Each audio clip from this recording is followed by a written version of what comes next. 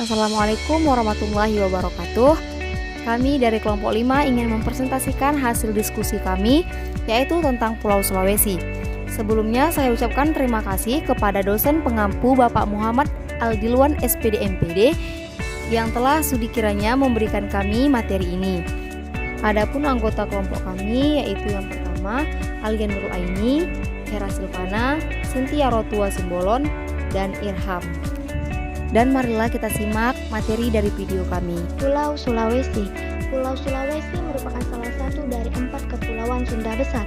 Sulawesi juga pulau terbesar ke-11 di dunia.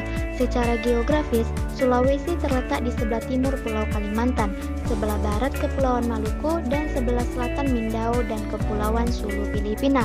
Pulau Sulawesi merupakan sebuah pulau di wilayah Indonesia yang terletak di antara Pulau Kalimantan di sebelah barat dan Kepulauan Maluku di sebelah timur, dengan luas wilayahnya sebesar 174.600 km persegi. Sulawesi merupakan pulau ke-11 di dunia, maksudnya pulau terbesar. Bagian tengah pulau ini bergunung-gunung dengan permukaan kasar sehingga semenanjung di Sulawesi pada dasarnya jauh satu sama lain dan lebih mudah dijangkau melalui laut daripada melalui jalan darat.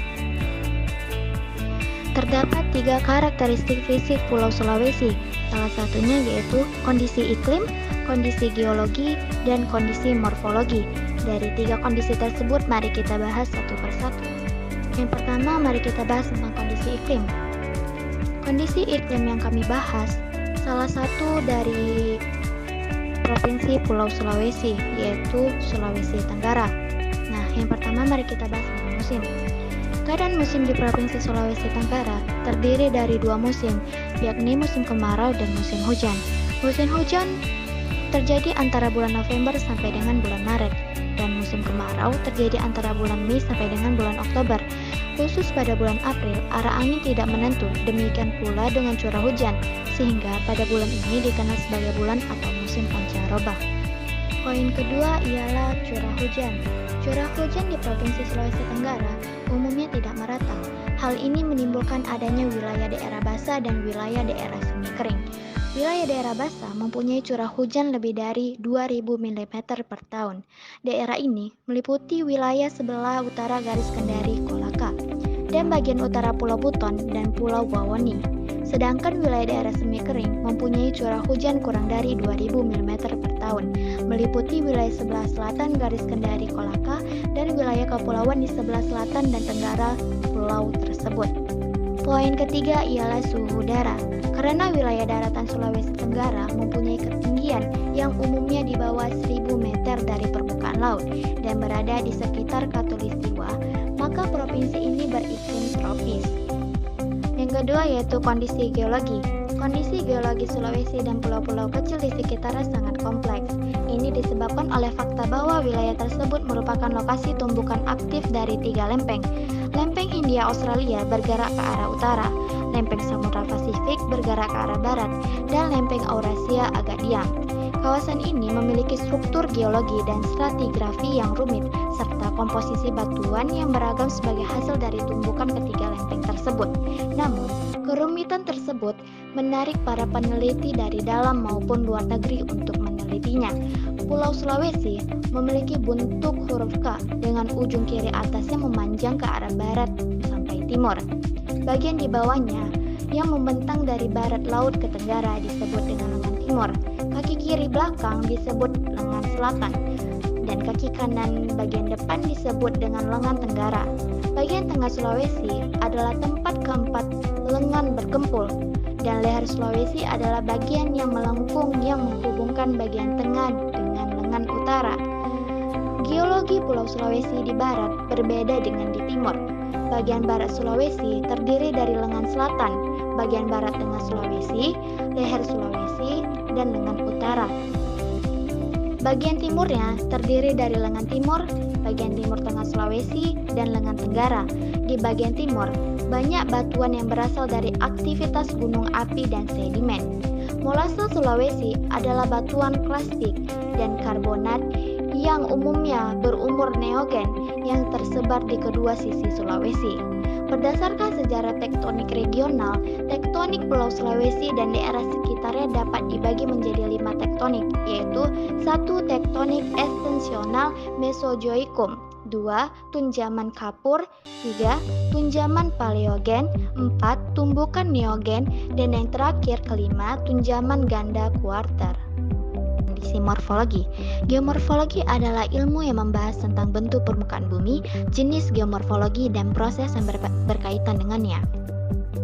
Pulau Sulawesi merupakan salah satu pulau yang berada di antara Borneo dan Papua, di mana Pulau Sulawesi merupakan pulau terbesar keempat di Indonesia dan urutan ke-11 pulau terbesar di dunia, seperti yang kita bahas pada slide sebelumnya.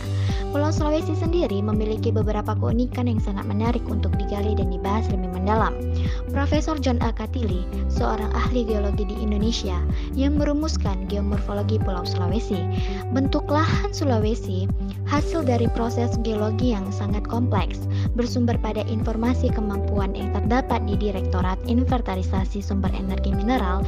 Wilayah Bone Bolango memiliki sebagian posisi perwujudan panas bumi seperti di Lambungo, Pancuran, serta Pangi. Bentuk lahan pegunungan struktural mempunyai karakteristik topografi yang relatif mempunyai kemiringan lereng yang curam. Setelah itu, tentang ini pula tergambarkan pada pola kontur yang rapat.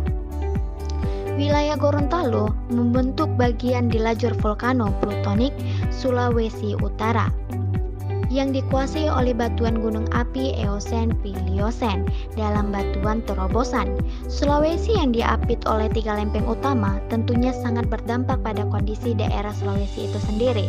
Keragaman yang ada di Sulawesi berupa kekayaan alam yang melimpah dari segi produk geologi, keragaman hayati, dan juga kerentanan akan terjadinya bencana alam. Kekayaan alam di Sulawesi sudah tidak perlu diragukan lagi, mulai dari kekayaan yang berada di permukaan sampai yang berada di bawah permukaan. Di balik itu semua, kekayaan alam yang dimiliki Sulawesi diikuti dengan rentannya bencana alam di Sulawesi yang sering terjadi. Konseptualisasi bencana alam yang telah mengalami perubahan dari perspektif peristiwa alam semesta ke arah integrasi sistem manusia, yang awalnya mengarah ke upaya penanggulangan dampaknya dan memprediksikan kapan terjadinya. Adanya kemajuan teknologi untuk memahami aktivitas dari gunung berapi, angin topan, tsunami, banjir, tanah longsor, dan lain-lain. Aspek sosial Pulau Sulawesi. Kondisi pendidikan. Sistem pendidikan menjadi salah satu pokok kajian penting dalam lintasan sejarah Indonesia. Sistem pendidikan dalam hal ini lebih menitik beratkan pada persoalan model yang digunakan serta dikembangkan dalam masyarakat. Keluaran dari proses pelaksanaan sistem pendidikan juga menjadi bagian yang terintegrasi dari siklus sistem pendidikan itu sendiri. Di Sulawesi Selatan dan di beberapa daerah di belahan Indonesia yang lain, secara umum telah mengenal sistem pendidikan dalam konteks yang sangat umum. Ada beberapa sistem pendidikan di Sulawesi, di antaranya yaitu yang pertama sistem pendidikan tradisional. Sistem pendidikan tradisional salah satunya di Sulawesi Selatan. Sistem pendidikan di wilayah ini bergerak dari pemahaman yang sangat sederhana tentang pentingnya menimba ilmu dari seorang kiai atau maha guru. Inilah modal awal dalam kaitannya terbentuknya sebuah sistem atau pola pendidikan awal dalam masyarakat Sulawesi Selatan. Islam dalam kaitannya sebagai agama, ideologi, maupun sebagai kebudayaan menjadi bagian penting dalam mendorong munculnya pola atau sistem pengajaran tradisional. Yang kedua yaitu sistem pendidikan kolonial. Pada tahun 1779, masyarakat Sulawesi Selatan mengenal sistem pendidikan kolonial atau formal. Pihak yang mengenalkan sistem pendidikan ini adalah VOC. Sekolah ini berdiri di kota Makassar dengan jumlah murid 50 orang. Ini merupakan satu-satunya sekolah formal yang dibuka selama masa VOC di Makassar, sehingga dapat dikatakan bahwa VOC selama di Sulawesi Selatan mengabaikan pengembangan di bidang pendidikan. Kondisi tingkat ekonomi. Pulau Sulawesi memiliki posisi strategis baik secara nasional maupun global. Dalam lingkup nasional, Pulau Sulawesi berperan penting dalam pengembangan ekonomi untuk kawasan timur Indonesia atau KTI. Pengembangan ekonomi wilayah Sulawesi berfokus pada kegiatan-kegiatan ekonomi utama pertanian pangan, kakao, perikanan, dan nikel. Berikut ini merupakan uraian singkat mengenai pengembangan komoditas unggulan di Pulau Sulawesi. Yang pertama, pertanian pangan.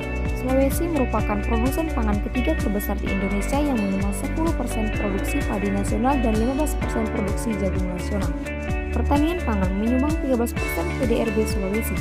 terdapat kawasan potensial untuk pengembangan pangan di wilayah Sulawesi, yaitu kawasan Bosowasiti atau Bone, Sopeng, Wajo, Sidrap, Pinrang di Sulawesi Selatan. Dengan luas area 116.847 ha sawah dengan pola tanam padi palija atau padi. Mengingat adanya keterbatasan potensi ekspansi areal pertanian, maka peningkatan produksi pangan yang paling memungkinkan adalah melakukan intensifikasi pangan karena produktivitas padi di Sulawesi masih lebih rendah dibandingkan dengan daerah lain di Indonesia. Yang kedua, kakao. Kegiatan pengembangan perkebunan dan industri kakao bertujuan untuk meningkatkan produksi kakao atau biji dan produk lahan kakao yang berdaya saing internasional. Dengan mengembangkan industri kakao diharapkan dapat memberi peningkatan pendapatan bagi para petani dan pelaku usaha kakao. Pulau Sulawesi mempunyai potensi besar bagi pengembangan kegiatan kakao, baik perkebunan maupun industri pengolahan kakao. Total luas lahan kakao di Sulawesi mencapai 838.037 ha atau 50% dari total luas lahan di Indonesia. Sebagian besar lahan tersebut dimiliki oleh petani atau 96%. Namun, pengembangan kakao di Pulau Sulawesi menghadapi beberapa tantangan berupa kendala produksi, teknologi, kebijakan, dan infrastruktur. Kurang tersedianya infrastruktur jalan, pelabuhan, listrik, dan gas di Provinsi Sulawesi Tengah, Sulawesi Tenggara, dan Sulawesi Barat menyebabkan adanya kehilangan peluang pasar besar 600.000 ton yang setara dengan USD 360 juta. Yang ketiga, perikanan. Dilihat dari produksi perikanan di Indonesia, berdasarkan sebaran wilayahnya, Pulau Sulawesi merupakan wilayah yang memiliki produksi perikanan laut terbesar di Indonesia. Hal ini menunjukkan bahwa sektor perikanan merupakan salah satu kegiatan ekonomi utama di Pulau Sulawesi. Saat ini, sektor perikanan berkontribusi sekitar 22% dari total PDRB dengan subsektor pertanian, pangan 70% tangkapan dan 30% budidaya, di mana sektor 20% dari aktivitas perikanan tersebut merupakan perikanan tangkap dan sisanya adalah perikanan budidaya. Potensi pengembangan perikanan terus berkembang secara signifikan karena sebagian besar hasil perikanan di Sulawesi adalah untuk memenuhi kebutuhan ekspor seiring dengan permintaan global yang terus meningkat.